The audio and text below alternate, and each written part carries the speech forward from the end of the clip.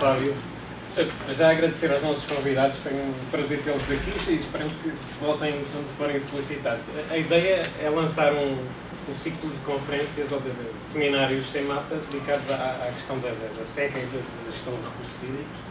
Iniciámos com chave de ouro, como se diz, pelo menos em Portugal, e eventualmente no Brasil.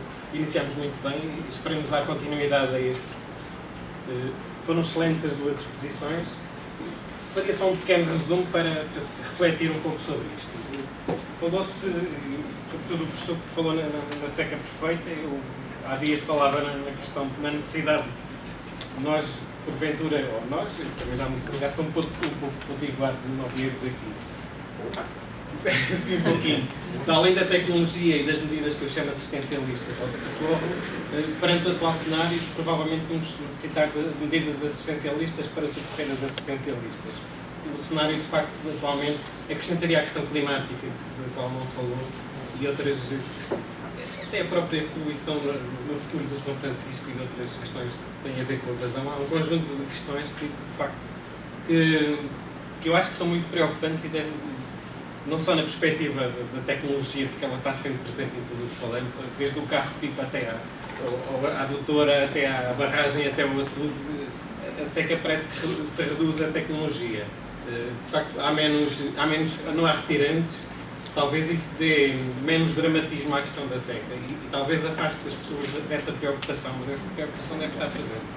E o facto de não haver retirantes ou refugiados ambientais, como queiram chamar, do ponto de vista da teoria social, explica-se de alguma forma. É a questão da invisibilidade do recurso. Quando abrimos a torneira à água, se não houver água, ficamos preocupados, é uma tragédia. Isso acho que está marcado, de facto, o facto de se abrir a torneira e ser sempre água. Não sei se isso não estará a desmobilizar as pessoas, inclusive políticos, gestores públicos e tudo mais para a questão. E a questão a tendência é agravar-se, como vimos, e como, sobretudo, o professor Marengo e outros autores que trabalham a questão climática têm sempre aqui. De facto, os cenários não são para melhoria, os cenários são para 2030 no máximo. 2030 é amanhã e devemos ter essa preocupação. A questão estava-me a referir sobretudo à ideia de seca perfeita, de facto, é explosiva esta ideia de secas perfeitas, e será explosiva do ponto de vista social e até do ponto de vista ambiental. Temos que pensar no Nordeste também como um ecossistema. A gestão dos recursos hídricos tem essa outra dimensão, não é só a gestão do recurso em si, mas de todo o ecossistema que esse recurso envolve. Há vários outros tópicos que se falaram e há 2, 3 que eu destacaria além deste, que eu já referi. A questão da imprevisibilidade e da urgência. Foi muito referida aqui nas duas falas, a questão de facto da imprevisibilidade. Estamos a fazer esta obra, mas não sei se vamos ter água, não sei se vamos ter dinheiro. As duas questões, mas a urgência, precisamos da água para hoje. Estes 2 tópicos foram muito debatidos aqui e agora falaremos mais na questão do debate. Já falei na questão dos recursos financeiros. Acrescentaria, além dessas que eu já referi, uma preocupação. Falou, sobretudo a engenharia Geni, falou na questão da água subterrânea. É óbvio que, do ponto de vista da Caerna, a água subterrânea vai servir para abastecimento público. Eu preocupo-me se vai só, de facto, servir para abastecimento público. Porque eu conheço outros locais em que isso não acontece. Nós sabemos que a recarga dos aquíferos não é feita, não basta chover para os aquíferos se recarregarem, é preciso, de facto, por vezes muitos anos, é preciso chover durante muitos anos para os aquíferos ou as águas subterrâneas se recarregarem. E dar-lhe outros usos intensivos tem que ser, de facto, uma medida muito discutida e bem ponderada.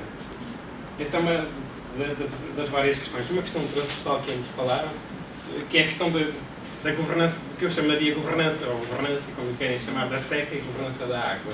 A participação dos Estados, a participação das várias entidades no processo, a relação dos Estados entre si, dos Estados com a União, do papel da Caerma e de outras empresas, quem é que decide, o papel dos municípios, as políticas devem ou não ser locais para ter eficácia, ou voltamos ou de cima para baixo, ou de baixo para cima. O professor falou bastante nisso. A questão da credibilidade da informação que também referiu, da indústria da seca que se liga a outros processos, à indústria da construção, à transparência e à corrupção, liga-se a todos esses processos. E depois a questão da transposição foi muito debatida. Acho que uma das próximas sessões será mesmo só sobre a transposição, porque de facto é uma matéria que está aí, sobretudo em 2017, estará aí na nossa agenda e na nossa torneira, de certeza. Isto foi um pouco para um jeito de conclusão para agora o debate, mas a palavra agora é vossa. Pedimos 3 pessoas de cada vez e depois a resposta, que é melhor de todos ao mesmo tempo. Basta pegar em mão do ar. Boa tarde a todos, eu sou Magda Guilhermino, professora da Escola Agrícola de Jundiaí e trabalho na construção de uma política pública intitulada Defesa da Caatinga, que vou apresentar também aqui em algum dia. E a minha questão é a seguinte, eu acho que a gente pensa sempre nas questões paliativas. Quando você procura a adutora, quando você procura água subterrânea, é uma questão paliativa que deve ser tomada em consideração. Claro, a pessoa está morrendo de sede agora, eu preciso resolver o problema agora. Essa é uma questão que deve ser abordada. Agora, o que eu não vejo, é o que nós propomos, é a cura do câncer. Porque qual é a cura do problema da seca? A falta de chuva? Não. Como o professor bem colocou, é o semiárido mais chuvoso do mundo. E cadê a água da chuva? O que aconteceu? Aconteceu que as nossas fontes de água são absolutamente destruídas e a água que tem é usada por, como vocês colocaram, é usada por usos que ninguém sabe, né? Com que direito determinadas pessoas usam para isso ou para aquilo, né? Quem que diz o que pode fazer, o que não pode? Cada um faz o que quer. Então, assim, a questão central da água eu não vejo sendo resolvida. Quer dizer, como trabalhar a recuperação da água? Como que eu encho o lençol freático? Como que eu capto os 100 milímetros que choveu, que não serviu para nada porque foi embora? Nós não temos hoje estrutura de captar água que chove. Pode chover. E outra, eu digo sempre nas minhas palestras, graças a Deus, Deus não nos atende. Porque se Deus nos atendesse e mandasse a chuva que todo mundo quer, não sobrava um solo sobre a face da terra do Rio Grande do Norte.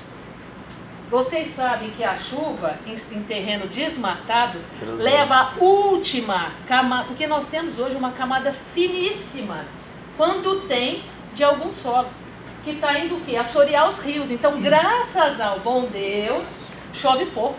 Porque nós não temos estrutura para receber a chuva. Os rios tem que ser ecossistêmica. Estão todos assoreados. Os corpos de água estão todos assoreados.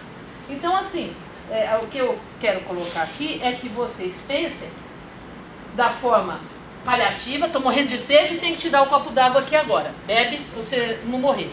E a questão é a longo prazo. O que é que se pretende fazer realmente como uma ação curativa desse câncer, né? Convivência de facto com a seca.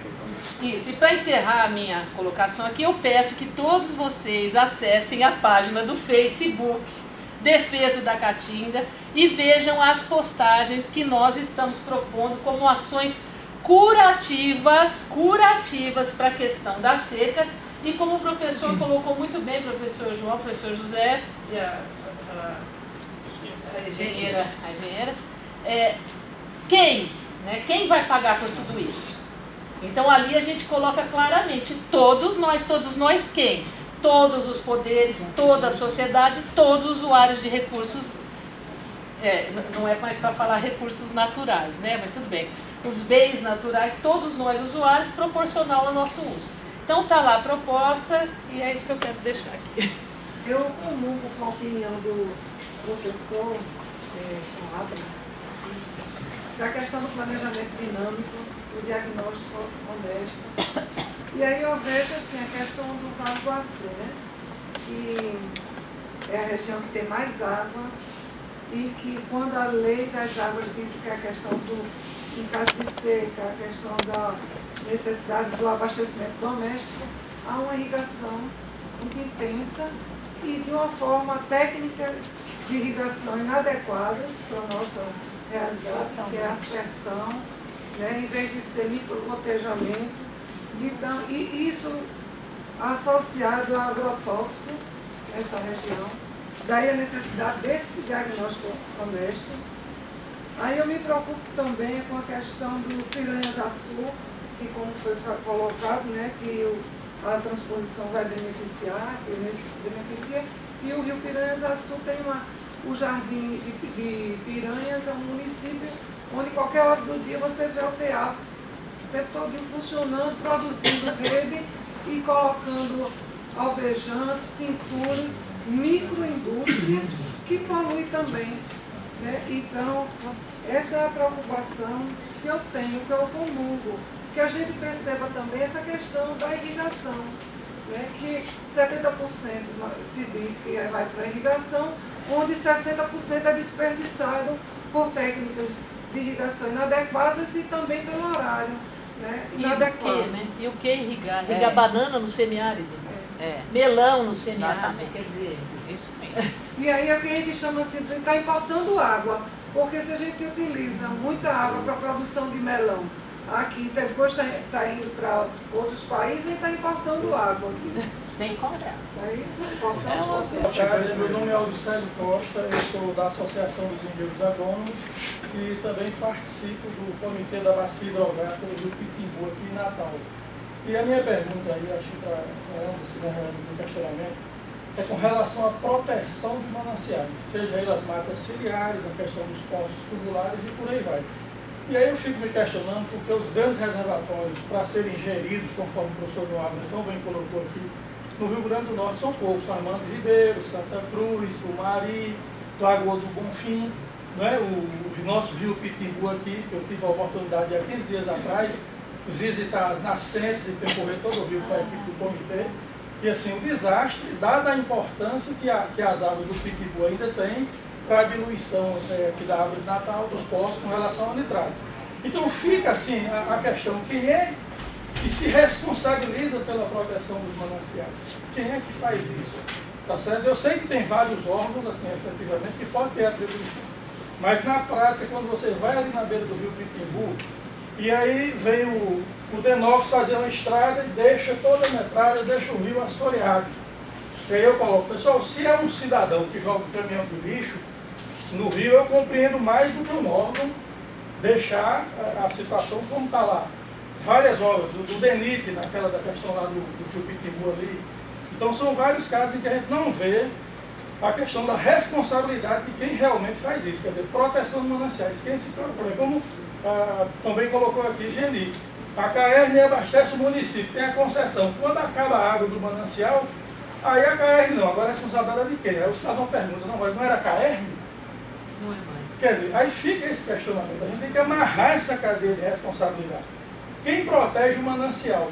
Se é para a CAERN continuar abaixando o município, que continue, que dilua na tarifa o carro público, mas não pode agora cruzar os braços e passar essa responsabilidade, essa bola para outro. Então assim, fica um pouco essa questão.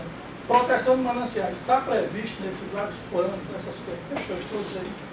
Obrigado. Eu vou dar a resposta. Vou começar atrás para frente.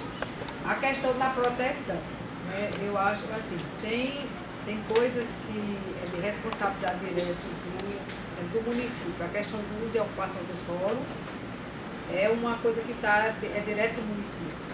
Então, embora essa responsabilidade seja do município, ela pode ser compartilhada, ela pode ser outros órgãos e outras entidades podem participar, mas a responsabilidade direta, imediata, é do município. Ele que define como o solo pode ser utilizado, se vai liberar para a indústria, se vai preservar para que nada seja construído, então isso é uma responsabilidade direta do município. Cabe também ao órgão que é responsável pela questão ambiental do Estado, ele também trabalhar essas questões junto com o município.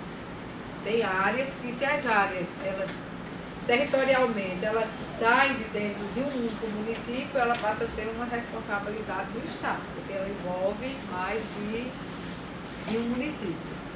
Assim, a responsabilidade, eu acho que elas estão bem definidas na legislação. Às vezes é que, na prática, isso não acontece, né? Então, no fim, eu acho que é uma responsabilidade de todos. todo, nós, até individualmente, a gente também é responsável pelas ações que a gente pratica que podem prejudicar o meio. Então, eu acho que é por aí essa questão da responsabilidade.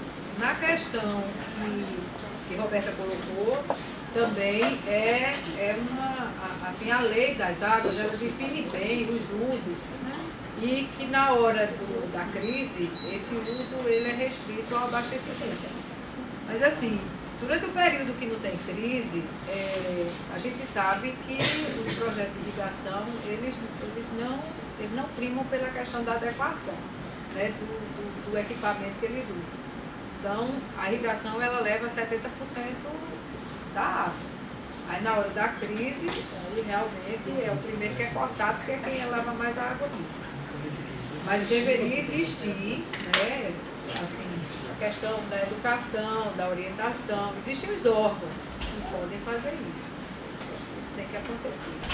E que haja também, assim, tipo, a fiscalização. Quando o empreendimento é liberado, ele deveria ser liberado para atender aquelas condições de que ele poderia atuar daquela forma. Então, existe a forma. É necessário que isso aconteça. A questão que a professora Magda colocou, e o que mais a gente, não é só na crise a gente está se preocupando com isso. Existem outras coisas. Existe o Plano Estadual de Recursos Hídricos, que ele, inclusive, está sendo atualizado agora, porque 4 anos ele tem que ser atualizado, e ele deve ser cumprido, né? Ele define a política de como a gente vai usar, junto com os municípios. O Estado tem que definir como vai usar o solo, para que ele vai usar, se tem água e ela é disponível naquela região, tem que haver esse equilíbrio, para que haja também o desenvolvimento, né, para a questão do desenvolvimento. Tem uma outra questão, que é a cobrança pelo uso da água. Aqui no Estado ainda não se cobra pelo uso da água. E é uma coisa que deveria ser. No recursos hídricos, a gente tem que saber quem usa a água, quanto ele usa e onde ele está. A outorga, que é a autorização para você retirar a água do meio, ela precisa de que exista o cadastro. Quem é o usuário? E qual é o uso dessa água? Quem dá esse A Secretaria de Recursos Hídricos junto com o IGAR, né? Instituto de Gestão. Hoje é o IGAR. Agora é o Instituto de Gestão. É, só o IGAR. Agora é só o IGAR. Pela lei nova do IGAR. Reuso sanitário seco, tem alguma coisa em roda, não? Reuso de água e sanitário seco, por exemplo? Não, ainda não. Isso é uma coisa que é falha na legislação. A lei das águas, ela existe e ela define regras para rio que tem água.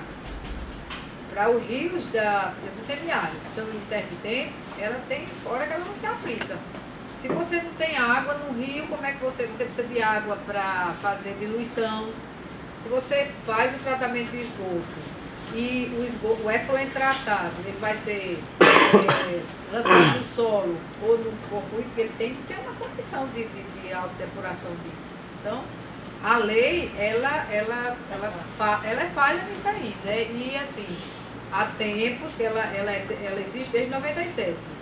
Desde 97 que se batalha para que haja uma adequação dessa lei, essa questão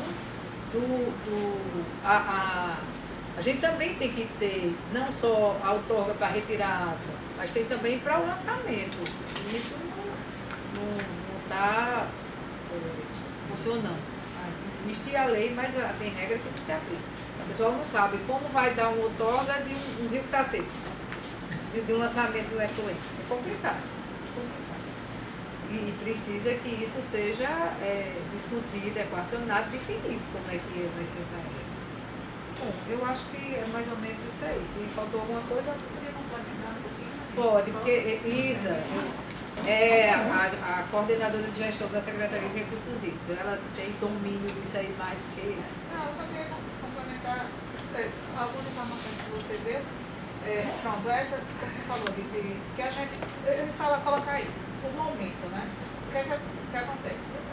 Como o professor disse, não adianta mais falar, o senhor que termine a obra. Não adianta mais discutir que já está feita, né? Então, não vamos discutir o passado. O que está acontecendo nesse momento com a gestão, com o sistema de gestão? A gente passou aquele quadro com a SEMAR e a CAERN, o IDEMA e o IGARN vinculados. O IGARN, até o ano passado, ele funcionava dentro da SEMAR. Então, a secretaria e o IGARN tinham sido criado, não existia uma regulamentação. Então, tudo isso foi feito agora. Foi feito no ano passado, saiu a lei finalmente. A lei. O IGARN, ele tem o dever de fiscalizar, mas não existia uma lei que permitisse ele punir. Então, no começo desse ano, em fevereiro, foi aprovada na Assembleia a lei, porque a lei de criação dizia que tinha que ser por lei, então foi criada. Então, tudo isso é uma evolução do sistema que está havendo, um trabalho, e esse trabalho integrado que está dentro da Secretaria, CAERN, realmente está funcionando como sistema. A gente tem um comitê de acompanhamento dos efeitos da seca, que mensalmente se reúne e vê as informações, como o Júnior disse, que atualiza semanalmente. Vem o reunião lá na SEMAR, está o IGARN, está a Defesa Civil. Ali a gente já está trabalhando nas coisas pontuais, né? Então, assim, está no planejamento, né? Não que é isso que a professora quis falar. Por isso que eu coloquei isso exatamente no meu setor, nesse planejamento. A SEMAR tem 3 coordenadorias. Tem a coordenadoria de infraestrutura, que está tratando de oiticicla, de adutora, tem a de poços, que agora, nesse momento, está trabalhando, está perfurando poços também, para tentar minimizar os conflitos.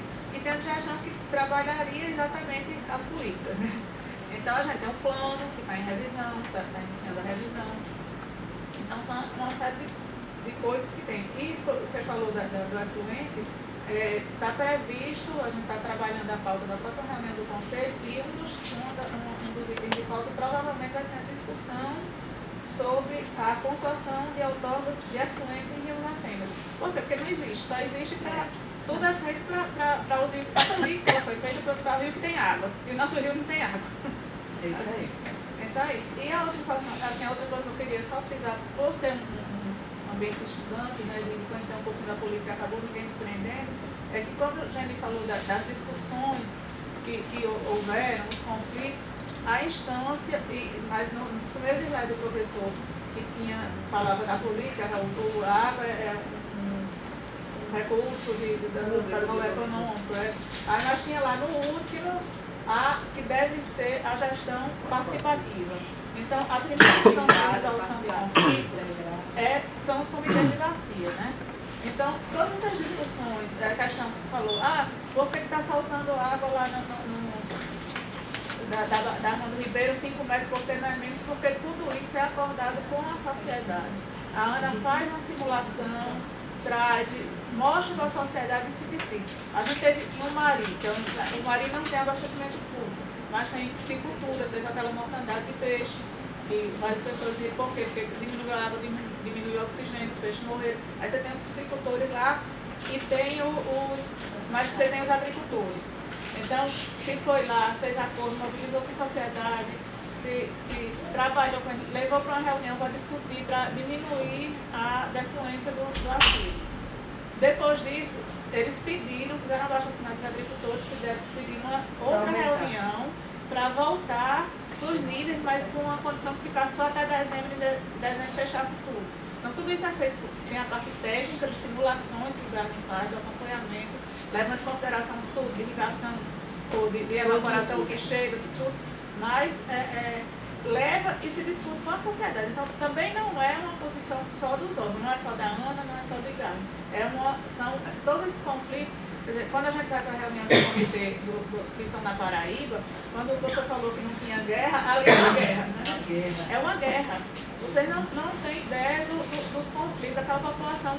Você tem um agricultor familiar e não poder irrigar, porque só pode beber água, mas ele precisa da sobrevivência dele, né? Aí eles ficam, mas a gente está soltando água para o Rio Grande do Norte e lá no Açu estão irrigando, porque aqui tem mais água, lá já está acabando. Acabou por aí, mas a água acaba no começo do ano. Então, são essas série de coisas que assim, eu só queria falar para vocês entenderem um pouquinho também do sistema e ver que tem todas essas questões que entram na decisão. Deixa eu concluir agora. Posso responder? Professor João. Olha, veja só, eu sou bem breve aqui. Eu acho que aí tem, essas perguntas são bem diversas, né? São duas que se envolvem a questão da gestão, a questão dos recursos da gestão participativa, inclusive, que eu acho, e a outra questão mais ambiental, de convivência. Eu vejo que são ações diferentes, eu vejo coisas de curto prazo e outras de médio e longo prazo. Eu acho que essa questão da convivência, da desertificação, mudanças climáticas e o efeito sobre a caatinga, esse processo todo, eu acho que é um processo muito complexo, que a primeira coisa que a gente tem que ter noção é que você não pode generalizar, trabalhar com um modelo regional. Eu acho que a primeira coisa é um bom diagnóstico local. Já está feito. E as soluções são bastante diferenciadas, digamos. O que ocorre aqui no Mato Grande é diferente do que ocorre lá no Seridó, que ocorre na região central. Então, eu acho que a primeira coisa é que a gente não pode cair de generalizar, principalmente não só em relação ao diagnóstico, mas as soluções. Era só a observação. Em relação à questão da experiência da gestão de recursos hídricos no Brasil, a gente tem que entender que é recente. A ANA é de 2000, nós estamos com 15 anos, né? Essa talvez seja a primeira seca grande que o sistema de gestão de recursos está atravessando. Pela visão que eu tenho de antigo gestor, ex-gestor da área também, como pesquisador e professor dessa disciplina, eu acho que nós estamos, quer dizer, a gestão de recursos hídricos ela não está passando nesse teste. Nós estamos com grande dificuldade em atravessar esse momento, e grande parte porque não está existindo gestão participativa. Eu acho que se todo o processo de gestão participativa é para definir conflito, no momento hoje nós estamos com um conflito extraordinário aqui no Nordeste, e quem está atuando diretamente, eu acho, nesse conflito é a Defesa Civil. Eu achava que os comitês de bacia que deveriam estar coordenando esse processo em vez da Defesa Civil. Mas essa é outra questão. Fazer só uma observação em relação ao Baixo Sul. Eu acho que eu já tenho conversado, a gente em redes aqui, trabalha essa questão da gestão com abrangência internacional. Quando a gente coloca num ambiente desse, que no semiárido brasileiro, que está atravessando uma seca de 5 anos, certo? E continua entregando água para irrigação em larga escala no Ceará e no Rio Grande do Norte, as pessoas têm muita água lá. É a primeira coisa. É porque se não tivesse muita água, não estava entregando. Primeira coisa é que tem muita água. Está aí meu amigo aqui, o Matos, que pode reconhecer. Não falta água na Chapada do Pudim, não falta água no Baixo Sul. Falta água para o pequeno irrigante acima da barragem, mas para abaixo não falta. Então, isso quer dizer que tem muita água. O fato de ter muita água e estar sendo bem ou mal gerida, isso não é o... Se tem muita água, o sistema, a lei 943 diz que a política você deve estimular o uso mútuo da água. Então, você chegar e dizer assim, não tem mais água para irrigação, tendo água, é complexo. A não ser que você diga, olha, temos que, com precaução, diminuir a água, porque não vai faltar para o próximo ano. É isso que está faltando. Também não tem estudo, certo? Não se tem. Eu acho que está faltando a equipe técnica que está conduzindo esse processo lá no Baixo Sul e outras regiões que tem água, estudos mais aprofundados que possa permitir dizer assim, nós não temos água realmente, não. Certo? Não temos água. Você sabe, para você definir se tem água ou não, um elemento que você usa, um referencial, chama-se nível de alerta. Por exemplo, o Ceará trabalha com isso. Ele trabalha com nível de alerta nos açudes. Nós não temos nenhum reservatório nós temos nível de alerta. Então, como é que você vai chegar, um gestor de água do Baixo Sul vai dizer, tem que parar água amanhã ou no próximo mês, se você nem estabeleceu um nível de alerta? Então, eu acho que a Agência Nacional de Água não se preparou para essa seca. É a única coisa que eu posso dizer e afirmar como pesquisador da área, que essa seca é como se tivesse pegado desprevenido, pelo menos o governo federal em relação à sua Agência Nacional de Água. E eu acho isso um absurdo. Como é que você tendo um manancial com potencial como o da Mangueira Gonçalves, e a importância econômica desse manancial para a economia da região e a questão social, e a Agência Nacional de Água não fazer um estudo para definir um nível de alerta no manancial da Mangueira Gonçalves? Isso é um crime. Quer dizer, agora eles estão impedidos de fazer qualquer ação Porque, digamos, se eu estiver lá assessorando, eu com o conhecimento que eu tenho técnico, se eu estiver assessorando uma empresa de irrigação lá, eu vou dizer, você tem que provar que não tem água. Mas tem água. Eu tenho 450 bilhões na Ribeiro Gonçalves. De todos os grandes reservatórios do Nordeste, é o que tem mais água.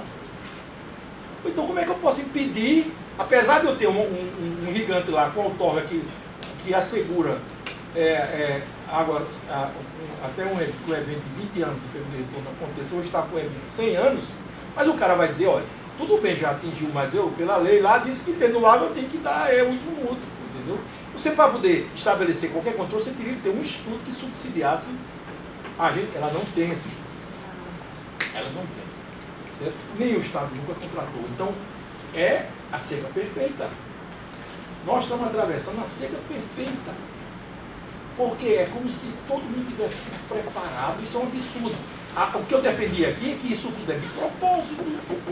É a indústria da seca que está por trás, que impede que essa política seja aplicada.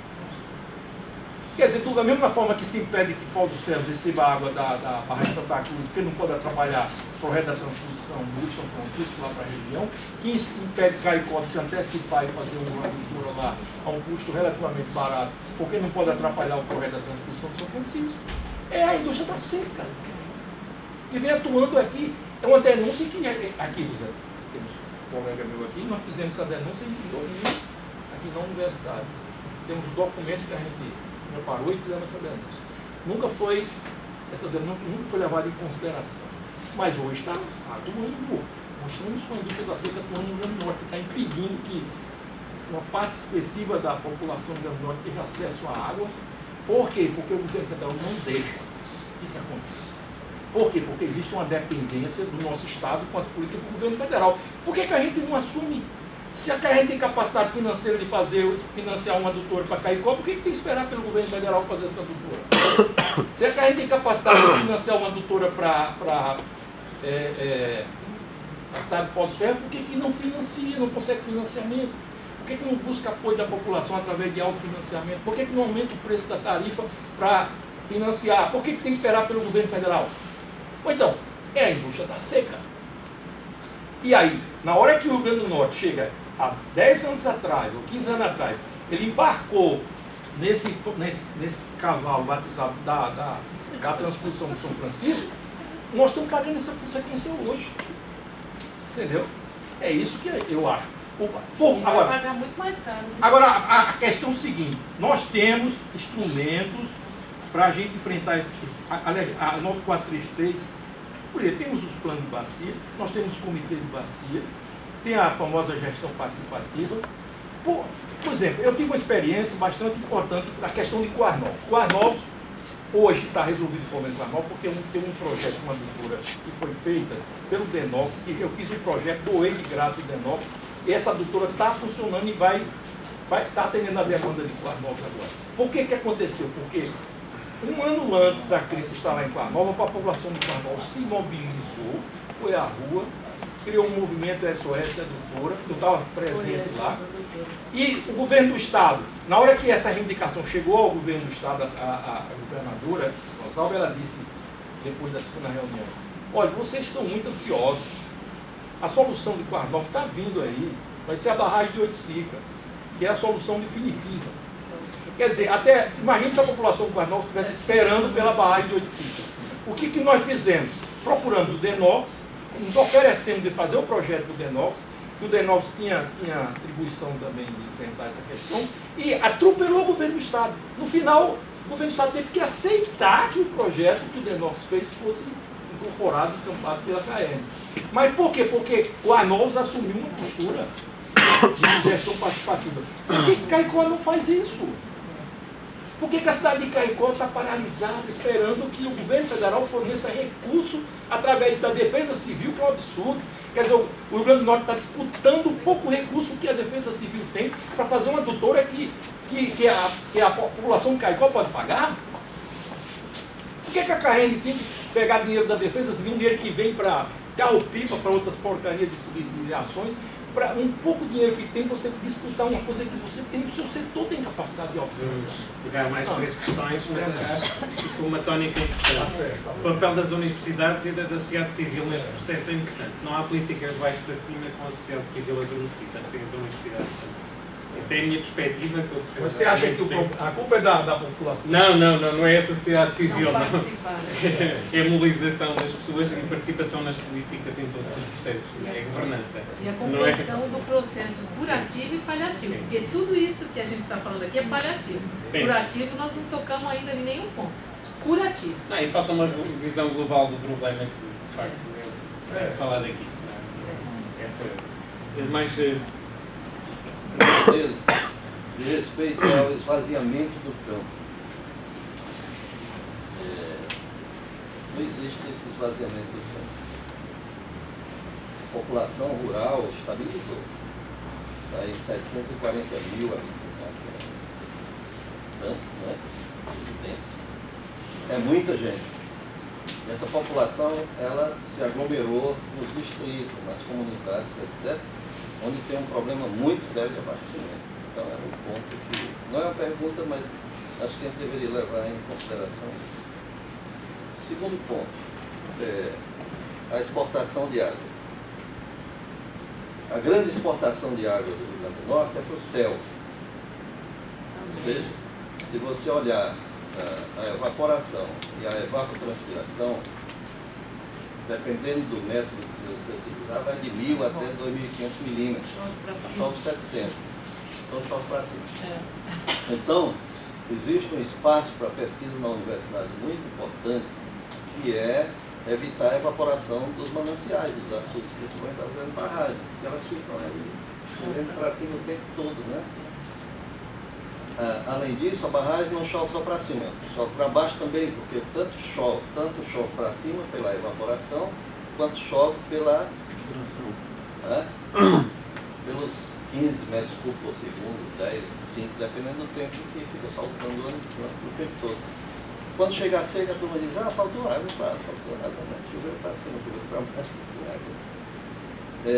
Mas há de se verificar que o Estado avançou bastante em termos de, digamos, de administração de infraestrutura de água, o exemplo que ela mostrou aí das adutoras, né?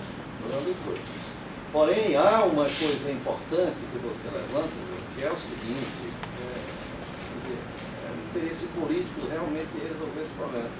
Porque as adutoras saíram. Existe até um governador que foi denominado governador das águas, né?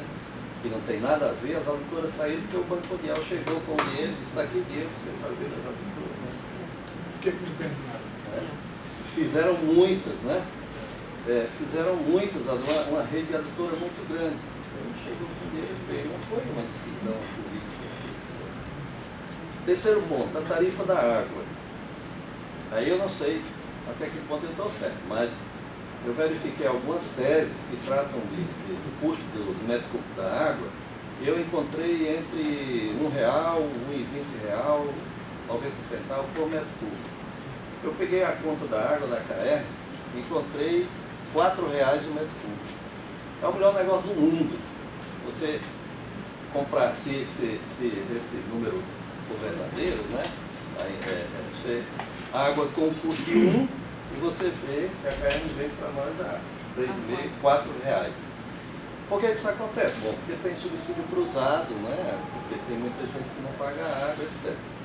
Mas a gente poderia também perguntar, será que é só isso? Será que é o subsídio cruzado? Porque realmente é uma rentabilidade altíssima, né? Você compra um e vende a 4, não existe um negócio melhor do que esse. E esses dados de perda, não são computados aí? Os dados de perda que a gente Não, é isso que eu estou isso. dizendo. O subsídio Da população, né? Não, é isso que eu estou dizendo. A gente teria que verificar as perdas, né? Verificar as perdas e verificar realmente também a eficiência da gestão.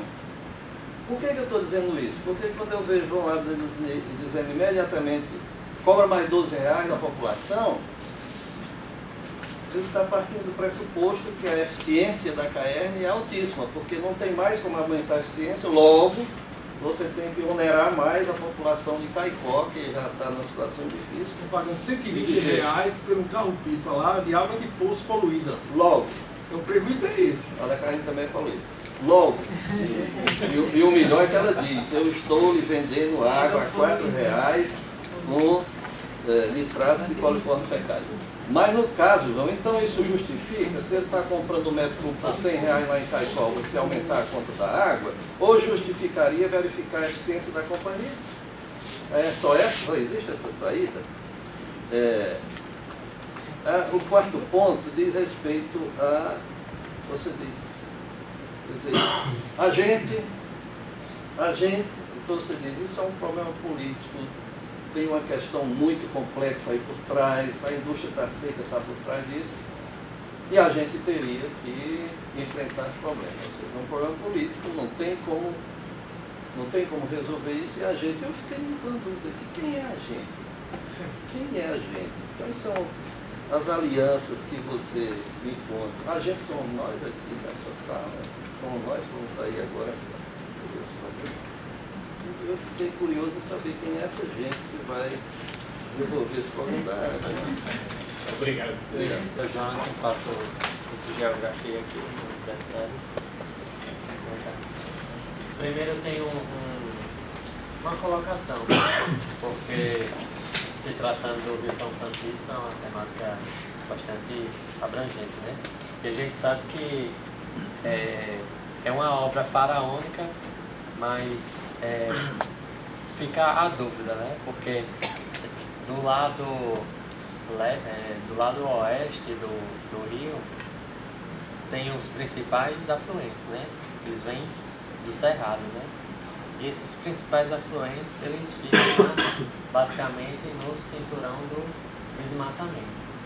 Então, essa retirada da vegetação, consequentemente, provoca o assoreamento dos afluentes do Rio São Francisco. Em alguns locais do rio, em períodos de seca, não é possível até mesmo a navegação por conta dos grandes bancos de areia, né? Aí a gente fica preocupado, né? Porque a água já é um pouco duvidosa, né? Do ponto de vista de suprir a necessidade da transposição, né? E de um outro lado tem a questão do agronegócio que desmata tudo para assorear nossos campos hídricos afluentes do São Francisco.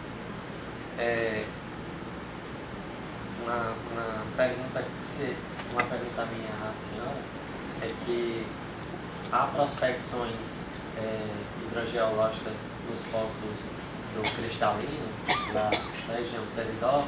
Minha preocupação é sobre a qualidade de potabilidade dessa água, porque a gente sabe que é uma água confinada há muito tempo, uma água que está dentro da rocha, na verdade mineralizada, né? E não mineral.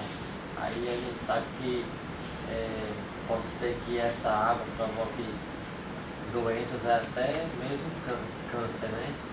E inclusive cidades como Caicó tem um índice maior de doenças psíquicas e decorrência da água, né? São, segundo pesquisas aqui da própria casa. E uma outra seria, não sei, uma sugestão a longo prazo, a curto, né?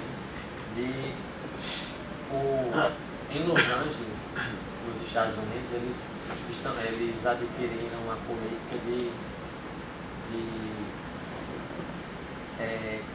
não sei se combater, mas eu acho que mitigar a evaporação dos corpos hídricos lá. Eles contrataram uma empresa para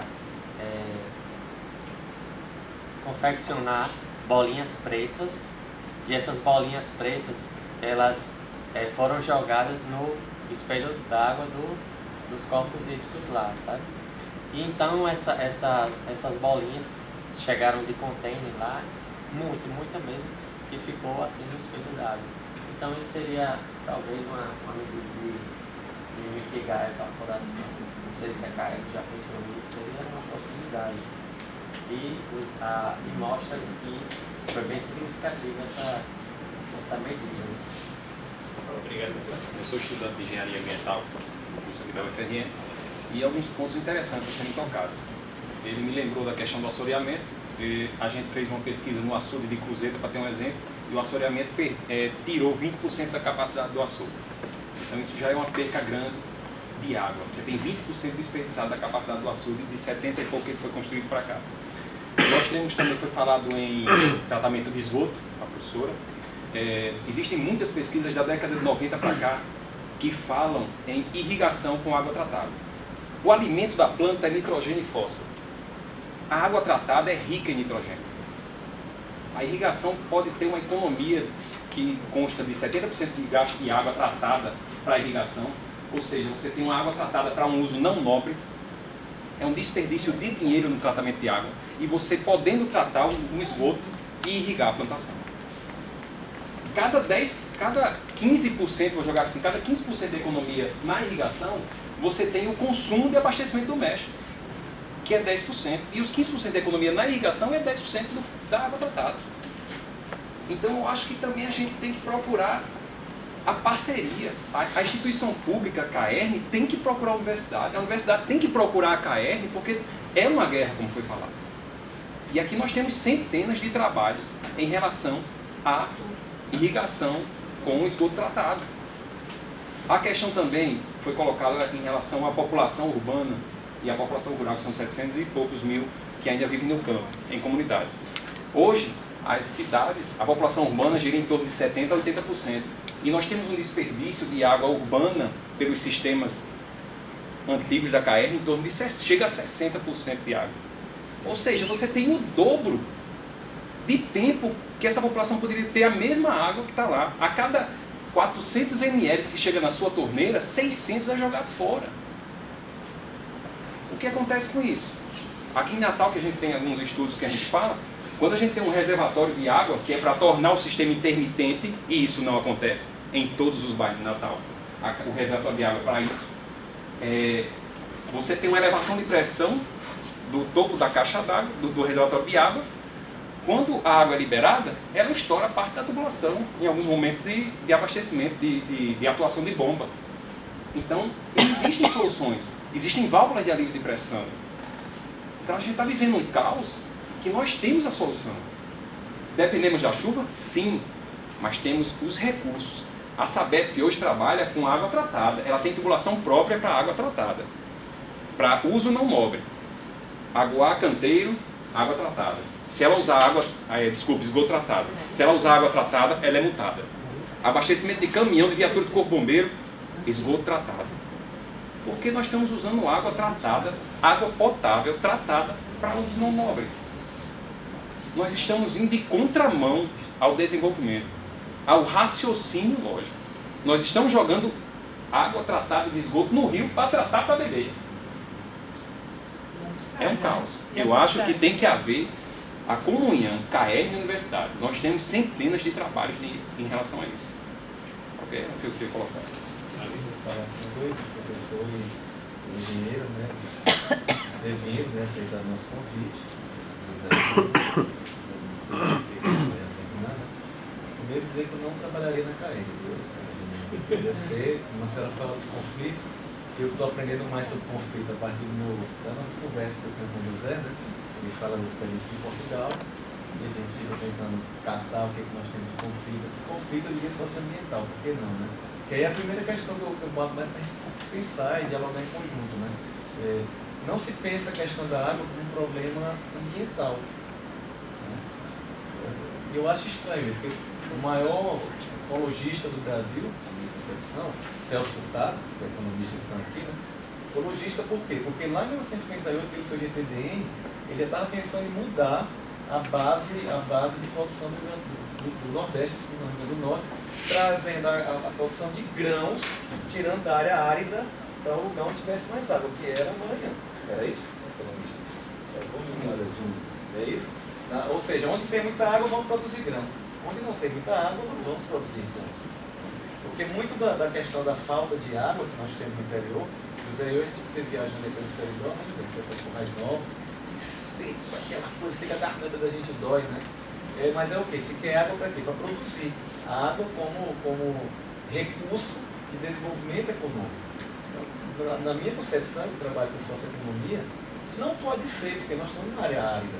A gente tem que levar água, como a própria Geni falou e o professor também, para as pessoas. As pessoas têm que ser a prioridade dessa água que vai chegar ali, né?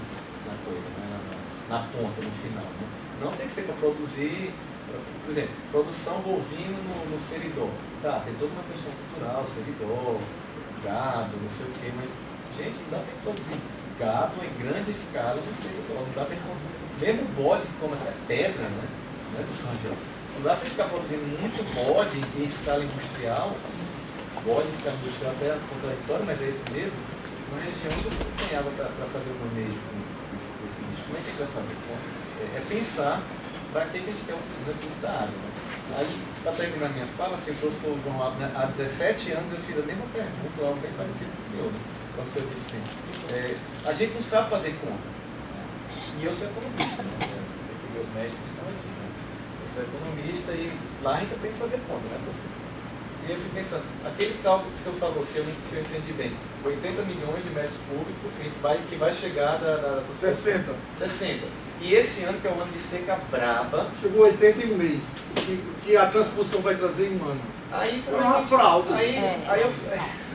É uma fraude. Aí o que eu vou dizer que meus alunos estão ali, foi aluno meu de políticas públicas, sistema esse aqui, que é meu aluno agora. O que eu vou dizer para esses meninos lá, aquele dali? O que eu vou dizer para meus meninos lá, que eu estou ensinando políticas públicas, um manualzinho de políticas públicas, tal, não sei o que, de repente a gente pega esse dado que você traz.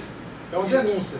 Sim, mas é um dado físico, né? Ele é um dado sem analisar, ele é só um dado, a conta feita, né? Então, como é que a gente pode fazer política pública se você tem um ano de seca brava do Rio Grande do Norte? Nós temos 81 milhões de metros cúbicos que chove. Um dia, um mês. Um mês, né? E aí todo esse custo que nós vamos ter para 60 ali... É para água de um ano. Água de um ano. Como é que a gente pode fazer política pública dessa forma? Né? E aí eu fico pensando, aí mais uma pergunta do senhor. Quando o senhor leva esses dados para os órgãos competentes, por exemplo, o governo do Estado, acho que algum governador, desde 99, que eu me lembro da sua palestra lá na economia, na aula de economia agrícola, do professor Rogério, eu era aluno na graduação. Desde de 99 para cá, algum governador do Estado já deve ter recebido o senhor com esses números aí. Já falei isso na OAB Nacional, já aí fica o que dizem, né? Porque só esse número aí já dá para dizer, não, está tudo errado, não tem que fazer. Olha, a resposta para isso, o meu colega aqui que levantou a bola aqui, que eu acho que não devia responder é ele, né? Ele trabalha com isso, né? Já me ensinou isso, me deu umas aulas disso aí. Ele perguntou para mim, eu falei, a gente tem que combater isso. Ele levantou, quem são os atores que a gente pode contar, não é isso? Um processo de mobilização política que está do nosso lado. Realmente, se for analisar desse ponto de vista, como economista que ele é de planejamento, se fizer uma matriz agora, identificar os atores políticos que a gente poderia contar para que pudesse levar uma denúncia dessa avante, a gente vai encontrar uma minoria comparando com os que não vão querer fazer nada, né? Só que a pergunta que eu gostaria de colocar para vocês é o que é que essa instituição, porque aí nós estamos aqui dentro de uma instituição de ensino, o que é que essa instituição está fazendo para modificar isso, certo? Por exemplo, que essa instituição deveria ter pelo menos um desses atores que a gente poderia contar para a gente levar uma denúncia dessa, avante. E a gente não conta com essa instituição. Se lembra na época que a gente começou esse debate aqui, tá, ele também estava presente lá, e outros colegas nossos lá, o reitor da universidade, depois que a gente publicitamos um documento com essa crítica que eu acabei de fazer para vocês aqui, em 2000, o reitor da universidade protestou, disse que ele não estava autorizado a publicar isso. E ele foi para a televisão e disse que eu não falava, que eu era o coordenador da equipe, o professor Jorge não fala em nome da UFRN, não. O valor do reitor falou isso, viu? Todo mundo é testemunha. Os jornais divulgaram isso. Então, Realmente, esse que é o problema é político, e o problema é um problema de articulação política. Nós precisamos primeiro saber quem são esses atores que a gente pode comprar, que estaria junto com a gente, se a própria instituição da gente, se esse programa está, primeiro se o seu programa, você está fora, você chegou agora. Primeiro saber se o seu departamento, você pode contar com o seu departamento, se ele não está engajado, se o seu centro, a sua universidade, entendeu? Esse é que é o problema. Nós tivemos agora uma oportunidade, o Brasil tem uma oportunidade de ter um governo progressista. E essas coisas, em vez de se aliviarem, se ampliar, o problema aumentou, quer dizer, a desarticulação aumentou para o nosso lado. Então, não é um problema fácil. Agora, eu acho que a gente tem que ter pelo menos a obrigação da gente estudar isso aqui. A gente tem que colocar pelo menos nos nossos documentos, nos nossos alunos. E aí a gente tem que tentar, através daqui da universidade, se for o caso, não sei se é uma utopia, mas que o problema não é pequeno, não é não. Agora, por sorte que as coisas estão começando a ficar claras, né? Depois que é tarde com essas denúncias que estão acontecendo aí, com o Petrobras, agora está indo para Belo Monte, vai chegar na transposição de São Francisco também, e isso pode ser uma saída, né? E na hora que a coisa se escancara, eu acho que é a oportunidade que a gente tem de começar a fazer o que eu coloquei, o grande desafio que eu fiz a primeira palavra que eu falei foi ter um diagnóstico honesto. Começa por aí. O primeiro desafio que a gente tem é como fazer um diagnóstico honesto. Eu acho que a gente tem a obrigação de, pelo menos por dever moral, de a gente tentar fazer um diagnóstico, mas não é fácil você fazer um diagnóstico honesto. Porque, primeiro, um diagnóstico não leva em conta esse absurdo que eu acabei de mostrar aqui, de números que são calculados assim, é só multiplicar a vazão, que é 2,2, não é 2,6, multiplique por 86.400, que é 60 vezes 60 vezes 24, vezes 3.600, que dá 60 e poucos milhões. 86 mil minutos, né? Porque é 60 vezes 60 vezes 24. Vezes 365, vezes 2,2. Olha que esse 2,2 é bruto. E o que está lá na outorga, o líquido é 1,8. Agora, uma colocação que foi feita aqui por GNI, é que nós temos um acordo entre a Paraíba e o Rio Grande do Norte, que a barragem de Curemã d'Água, ela, em condições normais, não é excepcional, ela deve assegurar uma vazão de 1,7. Não, mas era 1,7. Sim, por causa da crise. Então, 1,5. Então, Curemã d'Água já segura 1,5. Aí a outorga diz 1,8. Quer dizer, na verdade, a gente vai pagar pelo água que a gente já tem hoje, que já vem. Porque como é que você vai distinguir o que vem com Curemã d'Água, o que vem misturado com a água da transposição? Então, o Rio Grande do Norte vai pagar não sei quantos milhões por ano, se é 10 milhões, ou se é 20, ou se é 40 milhões que eles estão falando, que vai custar esses 60 milhões apenas. Se chegar para o Rio Grande do Norte, vai custar 40 milhões para o Rio Grande do Norte. E o água que já vem pela Paraíba, por aí não. E a gente, se a gente não tem capacidade, a nossa instituição, de fazer um diagnóstico honesto, esclarecedor sobre esse ponto, que é uma questão já tão básica, que só requer multiplicação, né? Com a calculadorazinha do celular faz, imagina o restante. O resto. Como é que você tem uma barragem como a Armando B. Gonçalves, onde você não tem nenhuma uma regra nenhuma definida, que você possa chegar num ambiente assim de disputa e colocar tecnicamente, defender tecnicamente? Não tem, a ANA nunca fez um estudo não fez, para dizer a quantidade, nível máximo, mínimo de operação dessa barragem, a partir desse ponto eu vou ter que parar. A ANA nunca fez isso, porque não tem nenhum estudo feito, nunca contratou, porque não quer contratar, porque a política é não ter isso, não pode ter. Então é um problema muito sério. Nós temos que, ou a gente tem consciência, a gente assume, por exemplo, a questão que eu estou falando aqui, vou insistir, nós temos por onde começar. Eu estou soltando um cimento. Eu acho que a gente poderia começar pela questão do abastecimento urbano e com a CAER. A primeira coisa que a gente tem que fazer era somar com a CAER. Todo mundo vestir a camisa da CAER e dizer, CAER, eu quero somar com vocês. Eu acho que o maior prejuízo que você pode ter com a CAER é não fornecer água para a população.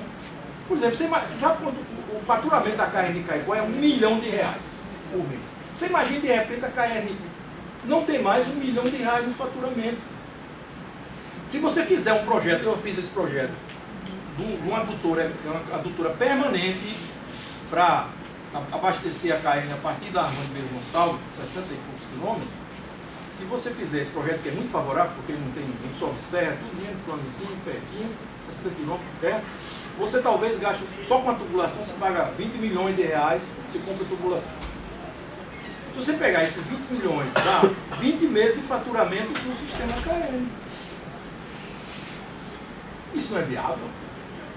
Se você pegar, chamar o Exército lá, o Batalhão de Engenharia, que já fez uma adutora definitiva para Caicó, se chamar o Batalhão de Engenharia, entregar esse tudo, em 2 meses o Batalhão de Engenharia faz isso. Por que tem que esperar pelo governo federal? Qual é a sua resposta? Por que a KR não faz? Ela não faz porque não pode fazer. Porque existe um acordo entre o governo do Estado do Rio Grande do Norte e o governo federal, que a população de Caicó não pode receber água. Por quê? Porque senão atrapalha a transposição do São Francisco e atrapalha a barragem de Oiticica. Eu vou dizer isso porque eu participei de uma reunião na governadoria, quando nós levamos, olha, quando nós comecei a trabalhar a questão de Quarnovos, que eu mostrei que a solução de Quarnovos era simples, era só integrar o abastecimento de água de Quarnovos, de Florânia até Quarnovos, que a água já estava em Florânia, o sistema estava superdimensionado, tinha condições de atender Quarnovos, a partir de Florânia, como está provado que está atendendo, que nós levamos esse projeto, eu fiz esse projeto, esforço dele, levei para a governadora, numa reunião na governadoria com a presença do prefeito Quarnovos, sabe quem disse? Vilma era, Não, quem falou foi Rosalba. O povo Quarnovos tem que ter paciência. A solução do Quarnovos está sendo feita. É a transposição do São Francisco, já a água chega. Mas é um acordo, então, que se renova a cada governo, né? A cada novo governador, então, que você está dizendo. E existe um consenso. Não tem. Aqui no Rio Grande do Norte, todos os políticos do Rio Grande do Norte são a favor da transposição do São Francisco. E eles têm a transposição do São Francisco como uma questão crucial que o Estado... Agora, por exemplo, é uma questão tão interessante. Por exemplo, o que está acontecendo hoje, um dos maiores absurdos que está acontecendo hoje no Nordeste está acontecendo com o povo da Paraíba. Porque, enquanto que o Rio Grande do Norte tem hoje, a maior reserva de água hoje, entre o Rio São Francisco e Parnaíba, está no Rio Grande do Norte, que é na Armando Beiro Gonçalves, concentrado. Certo? Tem 450 milhões ainda na Armando Beiro Gonçalves. Essa reserva de água por Siridó é facilmente, você pega um flutuante. É diferente do Baixo Sul, quando atingir o volume morro, não vai ter mais água no rio. Mas no Rio Grande do Norte, no Açul, na hora do Siridó, você bota um flutuante lá e vai afastando, é carga. Vai ter que ir afastando. Mas você coloca um flutuante e tira até a última gota d'água da barragem. Quando ela atingir o volume morto, ela vai estar com 240 milhões ainda. O sistema que todas as adutoras juntas que captam água da Armando Beiro Gonçalves, elas tiram por ano 30 milhões apenas. Ela vai estar 240 no final do próximo ano, se deixar e continuar tirando esses 5 metros cúbicos por segundo que está indo lá, e você vai em pendências, como eu fui lá, tá as tubulações jogando água no mar, lá. Por quê? Porque você precisa, para poder captar água, tirar água para pendências, para Macau, você precisa de uma lâmina d'água no rio e jogando essa água, poder fazer uma adutora na margem do rio, um absurdo. Então, resultado, essa é a realidade que nós estamos hoje no Estado. Ou eu acho que a única aliança que a gente pode ter nesse momento é com a KR. Não adianta que tocar fogo na KR. Era os consumidores de água. Agora, porque quem tem que assumir isso? Fazer como o povo do Quarnovos fez, ir para a rua. Tem que os consumidores de água do Estado, que são parceiros da KR, tem que assumir a KR. E por pau mesmo. Ou a KR faz o que tem que ser feito, ou então a gente vai ter que defender a privatização da KR. É a única saída. Porque duvido se fosse uma empresa privada que tem um faturamento de R$1 milhão por mês, como o sistema de Caicó, tendo uma solução de poucos milhões de reais, que ele podia muito bem buscar recursos no banco, perderia esse faturamento. Porque eu acho uma coisa, sabe, sinceramente, uma coisa que eu não concordo, é a KR dizer o seguinte: o açude de Cruzeta secou, não tem mais o que fazer. O açude de Dourado secou, não tem mais o que fazer. Ela podia dizer que se não tivesse água, a região tem água. Quer dizer, nada justifica a KR chegar a dizer o Tanque está seco, o Piranha está seco, não tem água para Caicó. Porque, primeiro, que ela teve chance de planejar isso há um ano atrás. Há um ano atrás. Ela sabia, ela podia muito bem nesse ano, agora ficou esperando pelo governo federal, que aí eu não olho, eu não estou culpando gente, pelo amor de Deus.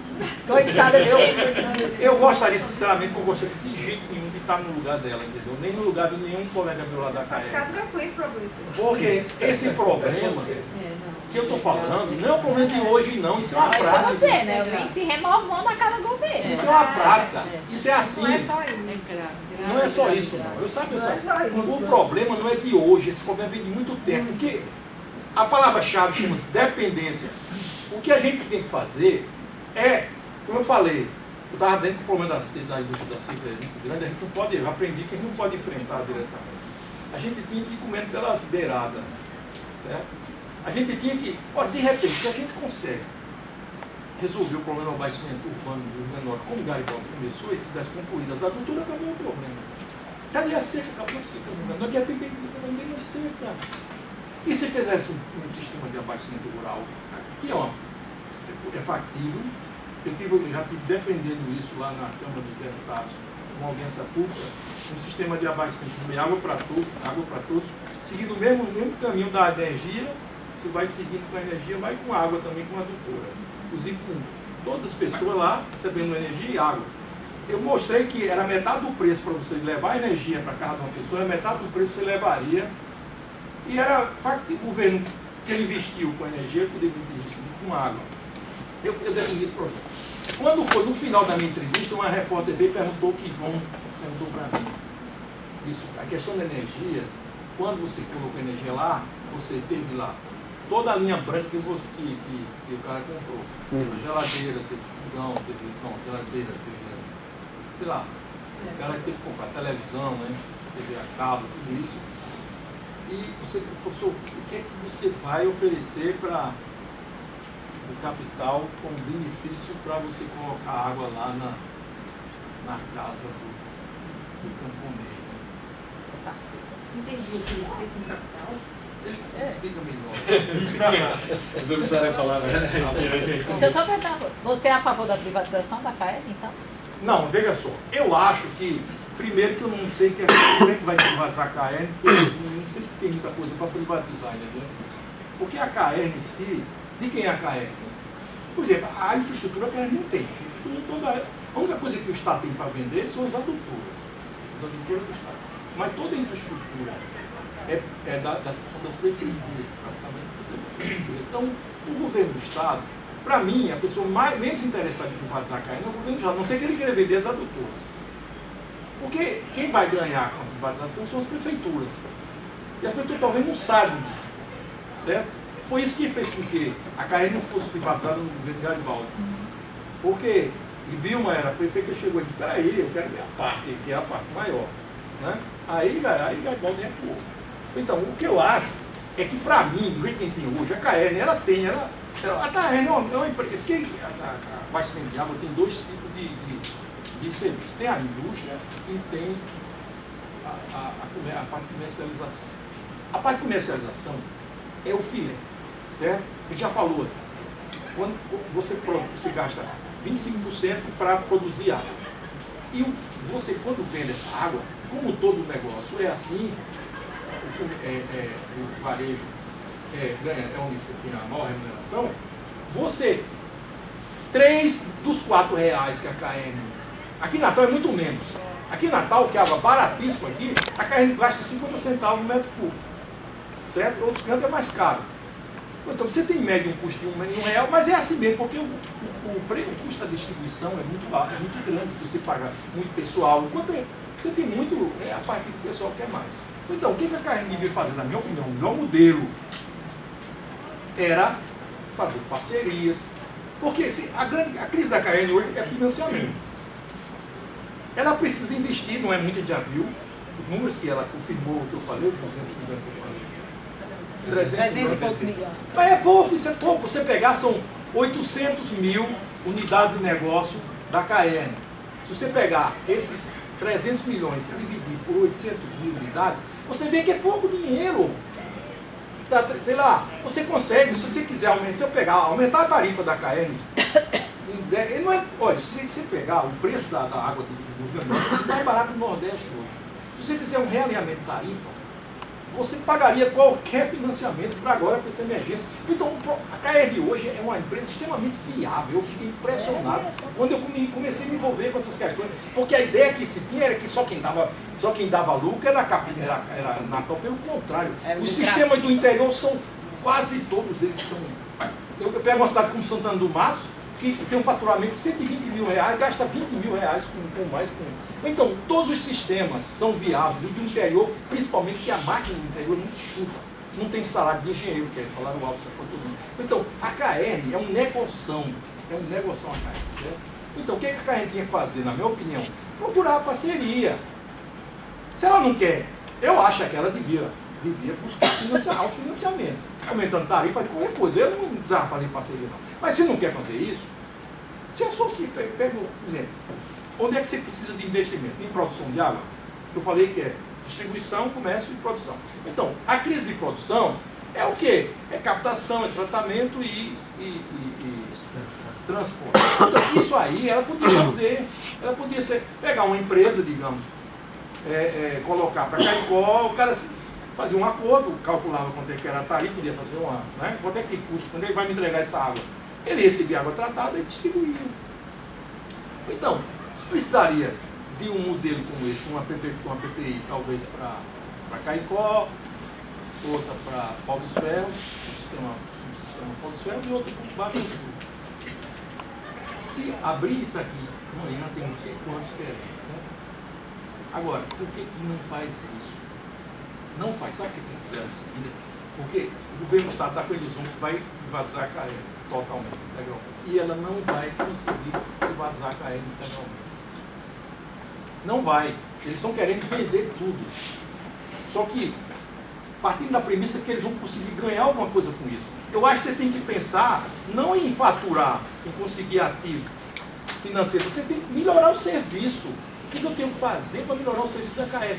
Não é para achar que vai botar dinheiro no bolso com a privatização da CAER. Eu acho que essa talvez seja a resposta.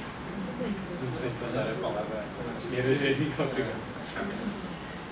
Eu vou começar respondendo o que o professor está colocando, a questão do que os sistemas são viáveis e que a KR poderia estar dando lucro. Não é bem assim.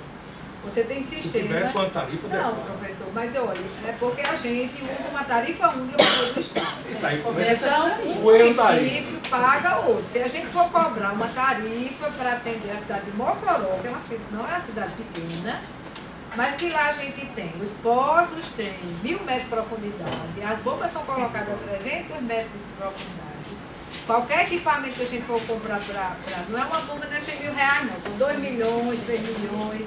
Quer dizer, isso aí, se a gente for para a ponta do lápis, a tarifa de Mossoró não poderia ser que está lá. A gente já fez conta, pegou um caso, a cidade de Riachuelo, a tarifa que está lá não cobre os custos do sistema. Pode ser que em Santana do Mato, se eu tenha feito a conta, eu tinha chegado a essa conclusão. Mas olha, a maior conta que a KR tem, além da questão de pessoal, é a questão da energia, a questão dos produtos químicos. Então, na hora que tem crise, é o período que a gente precisa de mais produto químico, é quando a gente está com menor faturamento. Então, essa conta, ela não bate. Ela não é tão simples como o senhor está falando. Envolve muitas outras questões. A questão de investimento, a KR praticamente, todo o investimento que vem sendo feito, pelo menos de 2003 para cá, tem sido por quê? Com recurso de empréstimo, que aí a gente tem que pagar os empréstimos. Pagar junto, tem que pagar essa dívida. De recursos que às vezes vem de repasse da União, porque com a tarifa a gente não consegue fazer investimento. A não ser. Mesmo com a tarifa baixa? Que a gente, não, com essa tarifa que está aí não. A não ser que, como o senhor está dizendo, a gente aumenta a tarifa para poder fazer investimento. Então, isso não é uma conta assim tão.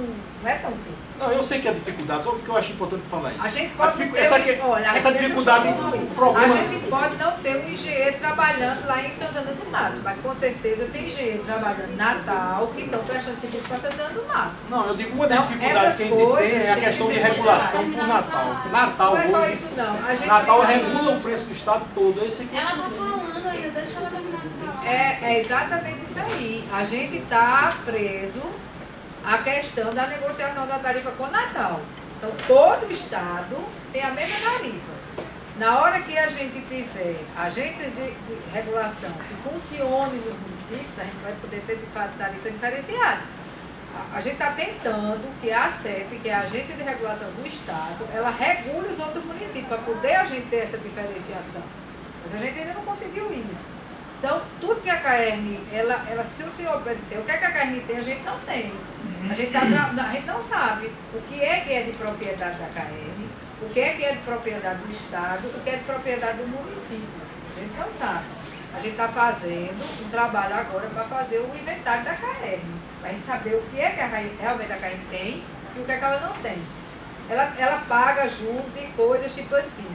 Ela fatura uma conta, ela paga todos os impostos daquela conta. Se aquela conta estiver certa ou errada, ela está pagando, porque faturou, ela tem que pagar. Aí vai que tem um erro, aí aquela redução que houve naquela conta, a gente está recebendo mesmo, mas a gente já recolheu o imposto. Não tem mais volta. Então, são coisas que a gente precisa trabalhar para poder a gente ter certeza de o que está entrando, se a gente pode realmente, se a empresa pode trabalhar desse jeito. A gente não tem uma contabilidade regulatória, a gente está trabalhando para isso. Né? E a questão do inventário da CAERN, do patrimônio da CAERN. A gente não tem a certeza disso. Por conta justamente dessa ingerência que existe do Estado. Embora a CAERN seja uma companhia, uma empresa de economia mista, ela tem gerência do Estado. Então é muito complicado. Então ela não se lembra para isso. E a gente até tem. Então, na hora que vai para a ponta do lápis, a gente tem, se a arrecadação média, como eu disse, o faturamento médio mensal da CAERN é para ser 42 milhões e meio, a gente começa a faturar 39, 38, porque arrecadar isso já começa a dificultar o funcionamento, porque as despesas aumentam, aumenta produto químico, os sistemas estão lá, a energia gastando sem a gente poder produzir a quantidade que é suficiente para distribuir, a conta está lá. As demandas estão contratadas e a gente tem que pagar. Então, é uma conta que nós estamos trabalhando para ver se a gente consegue sair dessa questão de ficar tão engessado como a gente está engessado. Eu vou falar agora do exemplo do menino do Reus, que ele falou, a questão da Sabesp, que a Sabesp faz... A Sabesp é uma empresa de saneamento que ela está anos-luz de distância, não só da CAERN, das empresas, da maioria daqui do Nordeste. Ela tem bolsas, então, ela tem ações que estão na Bolsa de Nova York. É muito diferente, né? A gente não tem isso. Não sei que a gente chega a isso, mas é uma diferença muito grande. Aí eu vou entrar agora na questão do reuso. O reuso é uma coisa que é lógico, né, para qualquer pessoa que raciocina um pouquinho, que é o ideal. A planta, ela precisa de duas coisas, da água e do nutriente. O efluente, quer dizer, o esgoto tratado, ele tem tudo isso. Então, uma riqueza. Se dependesse de algumas pessoas lá na CAERN, a gente, do mesmo jeito que está fazendo adutoras de água, a gente estaria fazendo adutora de efluente tratado. Porque a quantidade de esgoto que com esse sistema que a gente vai fazer aqui em Natal, a gente vai ter e que poderia aproveitar é enorme. Aqui a gente não reusa. A gente vai jogar onde? No Potengi. A gente vai tratar, vai fazer unidade de remoção de fósforo e nitrogênio para poder jogar esse esgoto tratado no Potengi. Mas o que era o certo? Era nem retirar o fósforo nem o nutriente e pegar essa água aí riquíssima e fazer um adutor e levar para o sertão, para irrigar. A gente tem áreas de desertificação enorme do estado, né, que poderia utilizar. Mas, primeiro, não existe uma política de reuso, nem nacional, que se batalha aí há 20 anos para ter uma política. E é uma dificuldade. Aqui, qual é o papel da CAERN na questão do reuso? A CAERN, ela tem a matéria-prima. Todas as outras questões envolvem o quê? Envolve Secretaria de Recursos Hídricos, Secretaria de Agricultura, Secretaria de Desenvolvimento Econômico, Secretaria de Educação, Secretaria de Saúde. Então tinha que ser uma coisa que envolvesse todos, né? Não só. A gente já tentou aqui na KR. Eu sei que a universidade já fez várias pesquisas em reuso, que é aquele programa de pesquisa que é o PROSAB. A gente acompanhou, a gente tem trabalho, a própria KR faz isso. Mas assim, a gente faz de uma forma meio informal. A gente, se tem uma área, no Currais Novos tem muito reuso em Caicó, nessa região do Seridó, tem muito, porque as pessoas fazem informalmente. E a gente orienta naquilo que é possível, porque tem restrições de uso, você não pode usar de qualquer jeito. E assim, a KR ela não tem perna e braço para a gente acompanhar isso. Onde a gente pode ajudar, a gente ajuda. Tem pessoas que, tem inclusive agora no mês de outubro, vai ter um Globo Rural falando de reuso aqui no Rio Grande do Norte. Então eles vão mostrar 3 exemplos. E aí vocês vão ver que tem pessoas que estão fazendo. Mas assim, tudo na informalidade. Já teve casos de um município que tem uma pessoa que tem uma terra, ele é inclusive engenheiro agrônomo, ele usa para plantar capim e com esse ele usa o esgoto que a KR trata, nas lagoas de estabilização da KR, então dentro da terra dele. E ele planta capim e alimenta o gado dele. E teve uma época que a KR teve que responder, porque a gente foi provocado, porque houve uma denúncia de alguém da cidade, da promotoria de meio ambiente, quem era que tinha autorizado ele usar o esgoto tratado para fazer o reuso. Quer dizer, a gente, em vez de ajudar, né, o pessoal faz difícil. Vocês terem uma ideia de como isso é difícil. A gente tem em Pipa, uma área que tem uma área de preservação, a gente tem lagoa de estabilização. Do lado tem uma área enorme de plantação de coqueiro. Era assim uma maravilha aquele esgoto, o proprietário de jeito nenhum, a confusão para a gente poder dar destino final, a quantidade é uma riqueza, o fertilizante, água e fertilizante para as plantas. Mas assim, enquanto tem casos, por exemplo, o Currais Novos, a gente vai fazer uma lagoa de estabilização e a gente tem escolhido lá uma área. E o proprietário ficou muito feliz porque a lagoa ia ser na área dele e ele ia poder usar para plantar capim e poder alimentar lá os animais que ele criava. E depois, quando a gente foi fazer o levantamento topográfico, a gente viu que naquela posição não dava, então a gente modificou e saiu da área, teve que ir para a área do vizinho. Ai, foi uma confusão. Porque ele queria a lagoa na área dele. Aí o que a gente fez? A gente fez um modelo lá da lagoa que ficasse nas duas terras. Tivesse 2 saídas, uma saída para um e uma saída para outro. Então, enquanto tem pessoas que pela necessidade entendem que é importante utilizar, tem outras que fazem a denúncia contra a KR, no quem está usando o Ministério Público. Então, é realmente muito difícil. Mas eu participei de um encontro em Curitiba, onde a secretária de Recursos Hídricos lá de São Paulo, ela participou de um grupo junto lá da Brasília para discussão da política de reuso nacional. E assim, aquela turma toda que trabalhou em reuso está desistindo, porque diz que não vai conseguir montar essa política. Né? Não tem um minuto de resolução, não foi que eles apresentaram naquele congresso? Não, isso já foi discutido bastante lá, mas assim, é porque é tanta restrição, tanta regra, tanta coisa, que o pessoal está desistindo. A Sabesp, ela vende esgoto tratado da legislação inteira. As feiras que existem nas ruas, quando o pessoal termina, as ruas são lavadas com esgoto tratado. A Sabesp vai lá com o caminhão e lava. Pelo andar da legislação que estava saindo para reuso, eles iam ser proibidos de fazer isso.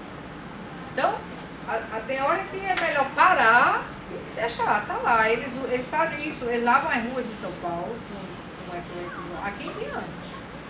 Se a legislação seguir do jeito que está, vai parar.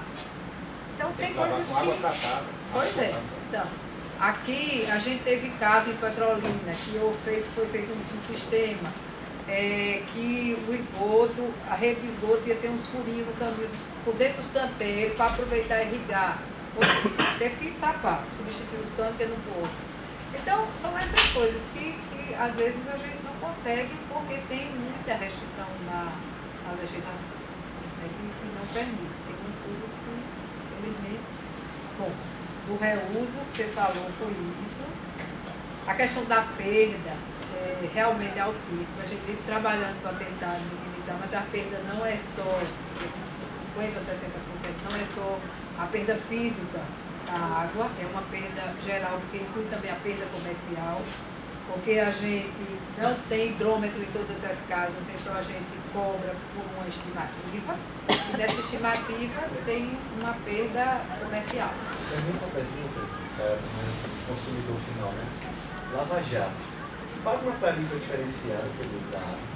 Porque o colega falou aqui, né? A gente tá... Não especificamente por ser lava-jato, ele paga diferenciada por ser considerada atividade comercial, aí ele tem uma tarifa maior.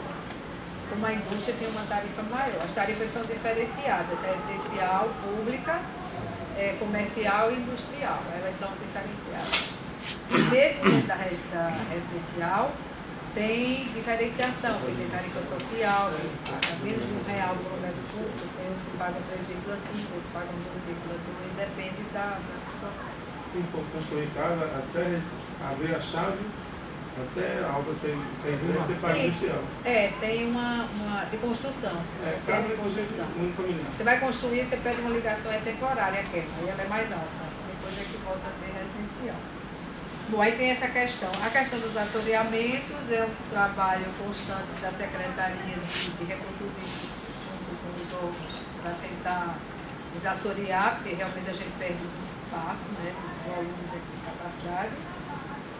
A questão da minimizar a evaporação, eu não conheço essa experiência, mas assim, como o professor disse, e José Azevedo, que foi secretário de Recursos, ele dizia muito nas palestras dele, aqui chove para cima, né? A chuva é o contrário, como o professor falou aqui. A gente tem um caso, por exemplo, no ponto de captação de água lá em Jardim de Piranhas, o menino sempre fica mandando fotografia para a gente ver como está, e eu vi que tinha uma vegetação muito grande em cima lá do espelho d'água. A gente sabe, meu Deus, a água vai chegar no meio da água, vamos tirar essa vegetação para...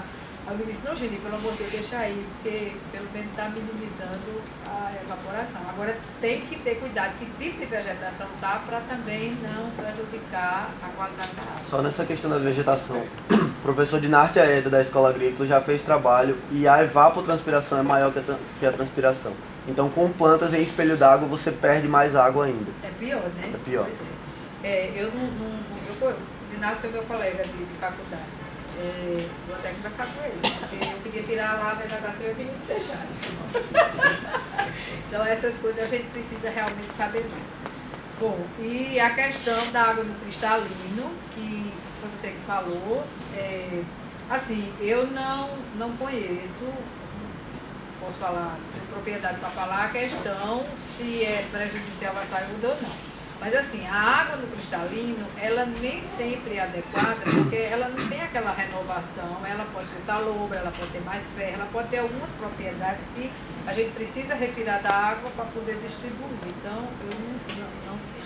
A questão que o senhor falou que a CAERN distribui água contaminada, na verdade, o fato de ter nitrato na água não significa que ela está contaminada. Ela pode estar fora dos padrões de potabilidade, que são exigidos pela Organização Mundial de Saúde, que a legislação exige, mas isso não significa que ela é poluída. Ela pode estar fora dos padrões.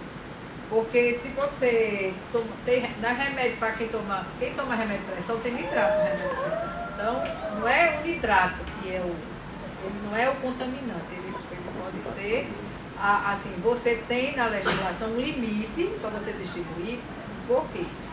As pessoas, os profissionais, quando definiram esse limite, eles definiram justamente por conta disso, porque o ser humano, eles entenderam que ele tinha que ter um limite de nitrato.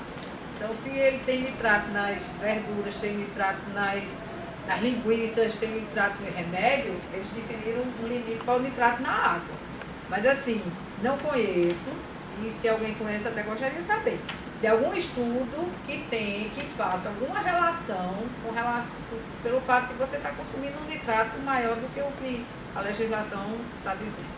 A gente realmente não conhece. Isso é uma batalha que a CAERN tem, inclusive com ações na justiça, que é a doutora Gil.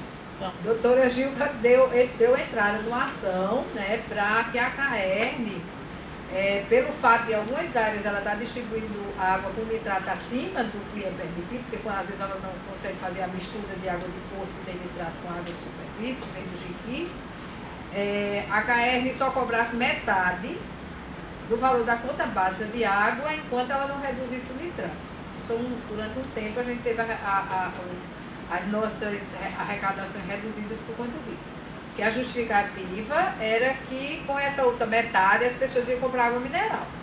Só que a água mineral também tem nitrato, né? E a água da CAERN, ela é controlada diariamente. As águas minerais, elas não são controladas diariamente como são controladas. E quem é que garante a questão do nitrato? Então, é uma coisa que é muito discutível. A gente teria que discutir melhor essa questão. Tanto que no final a ação a gente foi liberado de voltar a cobrar normal, porque o juiz entendeu que não cabia. Bom, e o que mais? Fiquei devendo alguma resposta? Não. Bom, se eu fiquei devendo, Não. mas eu acho que era isso. Estamos quase no final do tempo da nossa riquíssima jornada.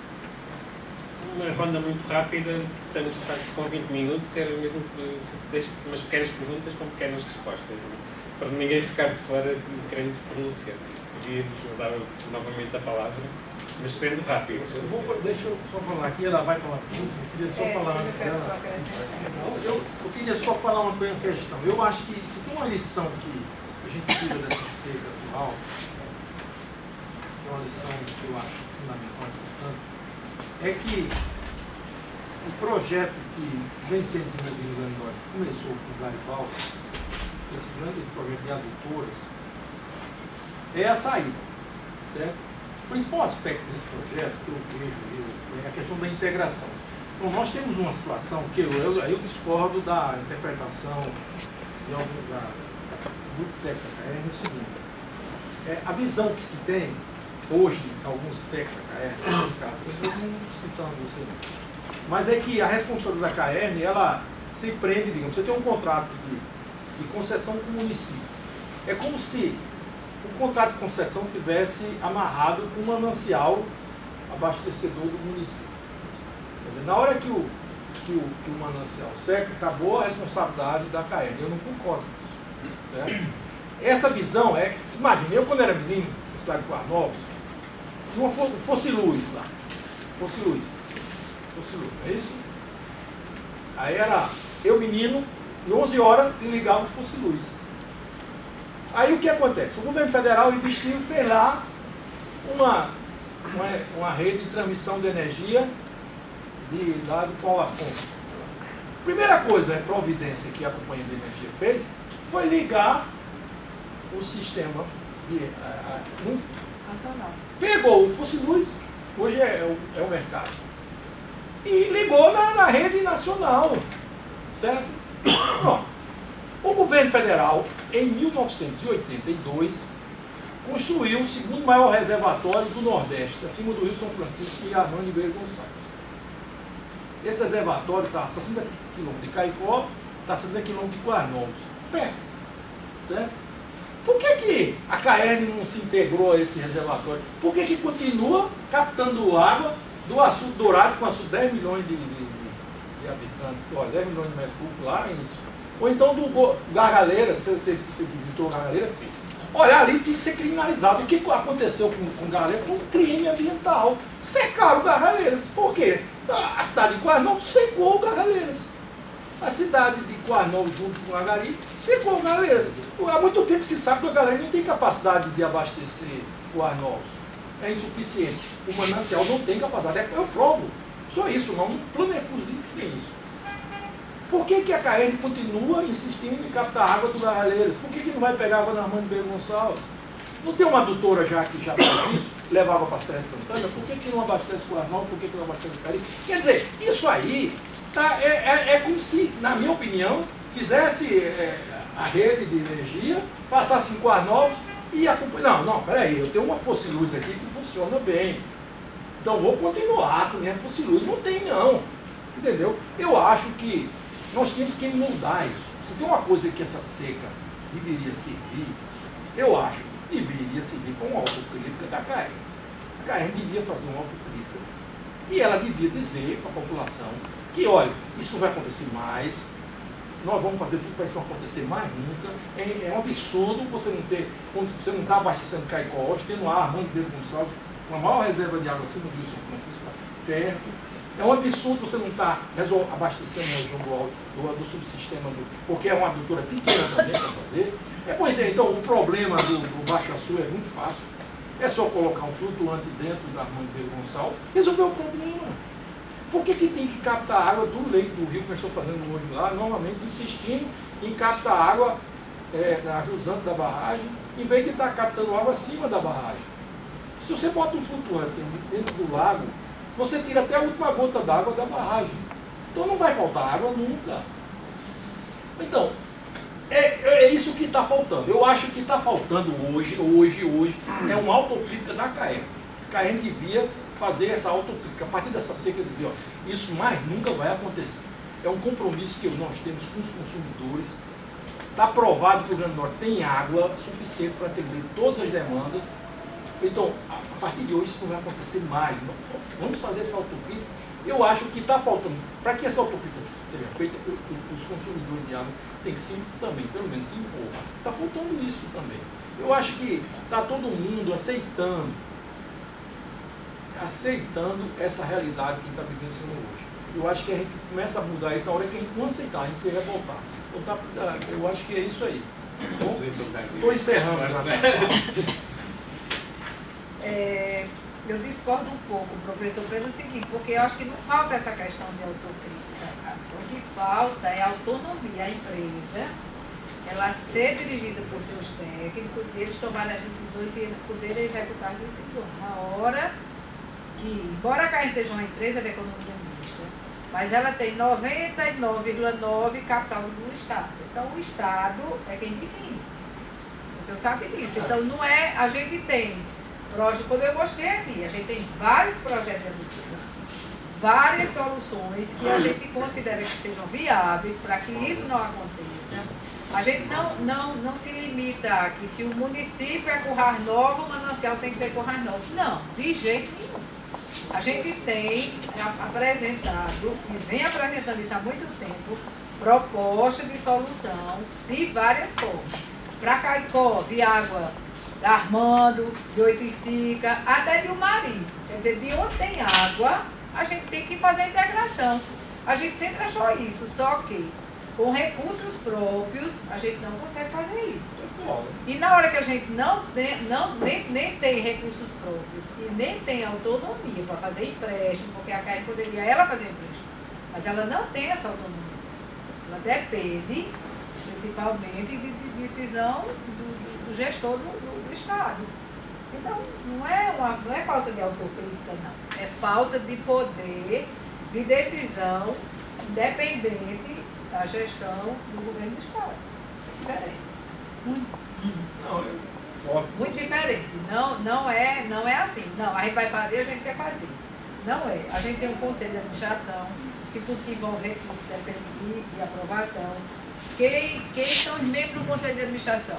Começa aqui, o secretário de recursos hídricos, o secretário de planejamento, o secretário de administração. Então, dos sete conselheiros, agora são mais, que a CAERN tem, a grande maioria são secretários de Estado. Então, a gente acha que faz uma causa, né? O que João Abner está dizendo que não, a CAERN não faz, né? A causa é isso, né? Ingerência. Exatamente. A gente não tem essa independência. Não é porque os técnicos não estejam enxergando isso, não. Se você ouvir a quantidade de propostas, de projetos que tem, então, por que então está dizendo isso? Não, eu estou falando... Não é autocrítica da CAERN, não, é a condição como ela é gerida. É diferente. Né? Porque quando eu falo CAERN, eu estou falando, na verdade, do governo do Estado. Então, é o governo do Estado mesmo. Se calhar, em vez de perguntas, fazer o governo do Estado, é a CAERN. Uma espécie de balanço geral e 3 ou 4 comentários. Bom, mas aí eu vou só fechar. Vou agradecer a oportunidade e dizer que nós estamos à disposição. E eu, assim, não sou a pessoa que eu não domino todos os assuntos da CAEN, né? Porque, embora eu tenha 39 anos na CAEN, eu não domino. Então, alguma coisa assim que tenha ficado a desejar, eu posso complementar. E outros assuntos que queiram discutir, nós estamos à disposição. Não, para nós foi uma honra ter a vossa presença aqui. Foi, de facto, um lançamento. Espera-se dar continuidade a estes debates.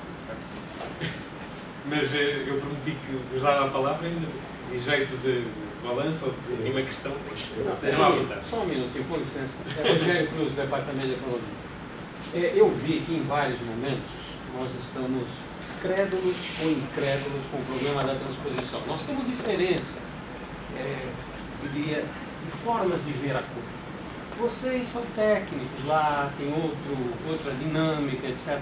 Mas agora, no final, você fez um depoimento, para mim, muito rico. Porque você chega próximo da nossa tese da indústria da seca. Eu me lembrei de Marco Maciel, vice-presidente da República no governo Fernando Henrique Cardoso. Ele era o homem da indústria da seca do poder. Não sei bem quem de vocês dois falou assim, nós votamos num projeto, foi João, nós votamos num projeto político pensando que a coisa ia mudar e não mudou, né? Então, agora o que você fala é exatamente isso. Talvez eu, como professor, quando vou na sala, eu posso falar determinadas coisas que vocês, como técnico, não podem. Mas esse relato da experiência mostra que técnico faz projeto. E esse projeto é aceito ou não. E o projeto que vocês estão fazendo não está sendo aceito. Por quê? Né? Porque você tem mentores maiores que conduzem uma indústria que esse projeto não está afinado com ele, logo o projeto é rejeitado. Eu acredito que a riqueza está isso. Teremos nossas diferenças, mas agora nós chegamos num ponto muito importante. Que talvez não. E aí eu concordo, João, não é utopia. Não é isso. É a impossibilidade de tomar decisões. É independência. Eu estou aqui fazendo projetos que você me pede. E faço projetos que você não me pede. Os que você não me pede, você aceita? Você não aceita.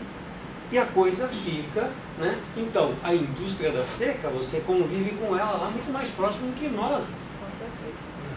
Acho que esse é o depoimento. É o principal, que está na frente, mesmo levando a pancada, é a CAEN. Que é a parte que é executiva do bem, processo. bem simples. A gente conseguiu, a duras penas, recursos da União para fazer 100% de esgotamento sanitário da cidade de Natal.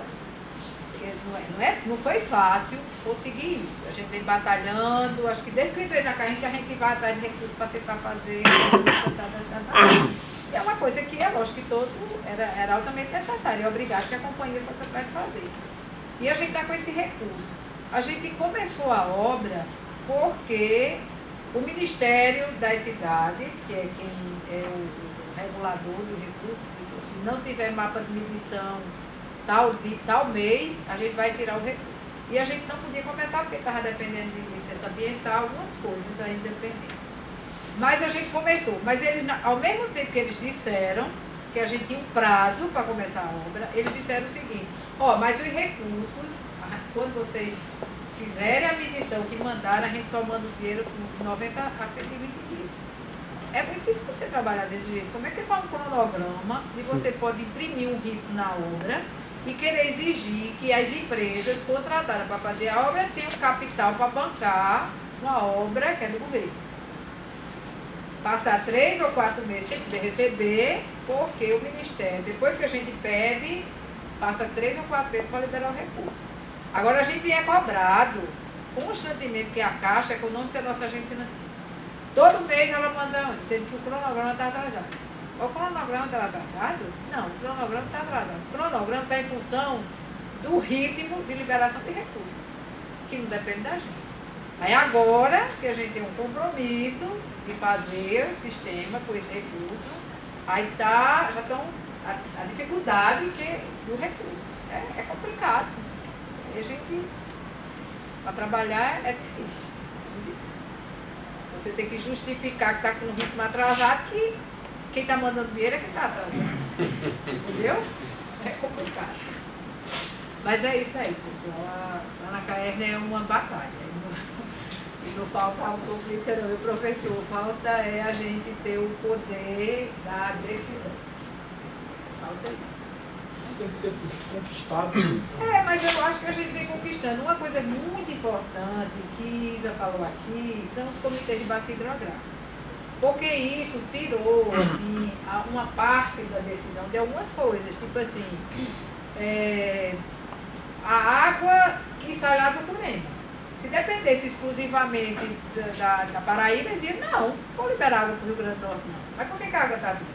Porque existe um comitê de bacia que tem 40 membros, onde 20 são da Paraíba, 20 são do Rio Grande do Norte, e tem os órgãos que estão o tempo todo negociando essa alocação de água.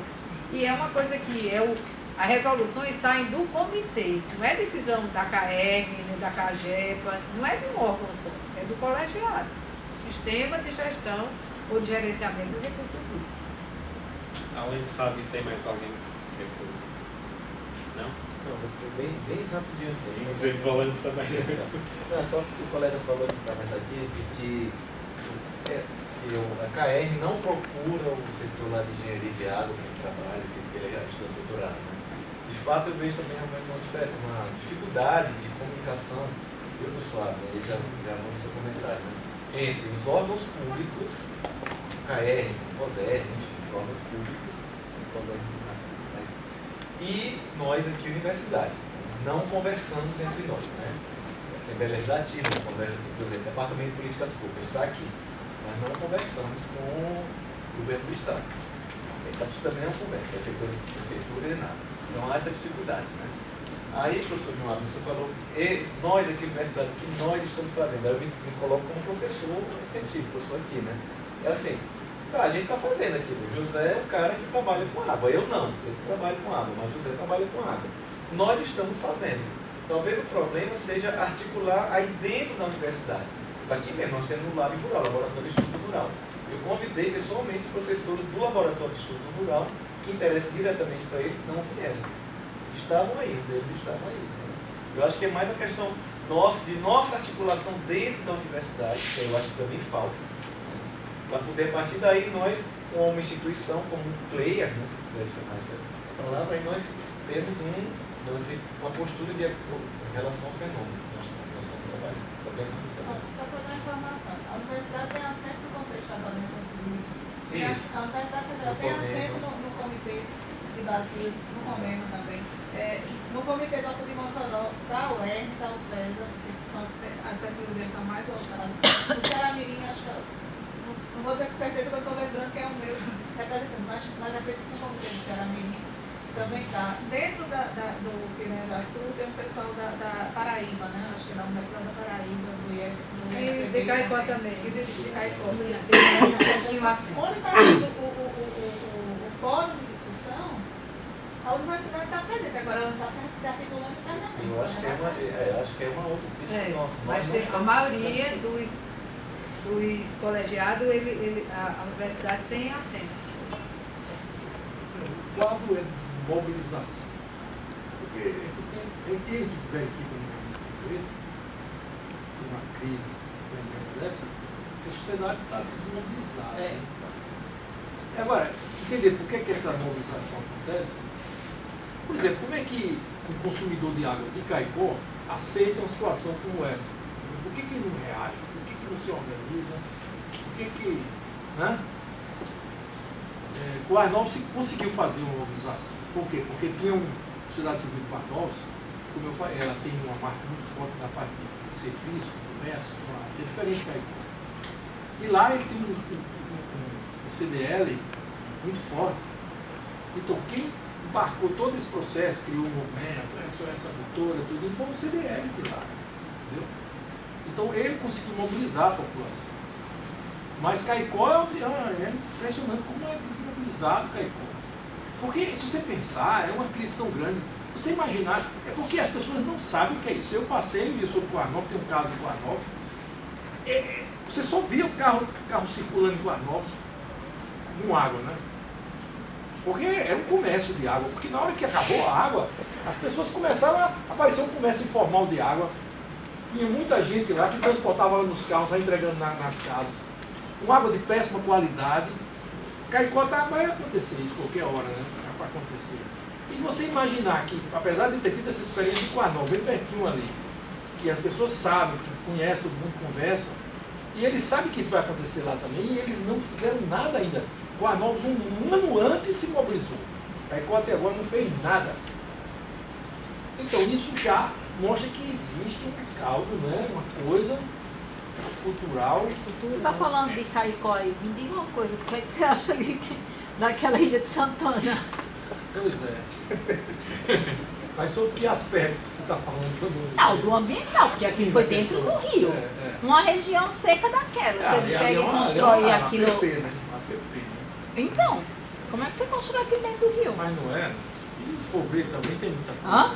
Além disso, além daquela ilha lá, deve ter outros mil absurdos, né? Sim, pois é, mas é uma coisa que é defendida, né? Nós fizemos um estudo lá de drenagem. A população gostou da ilha. Sim, mas isso mostra o nível de falta de consciência da população, isso que eu estou dizendo. A população de Caicó é totalmente lá em Caicó, a gente consciente dos problemas da região.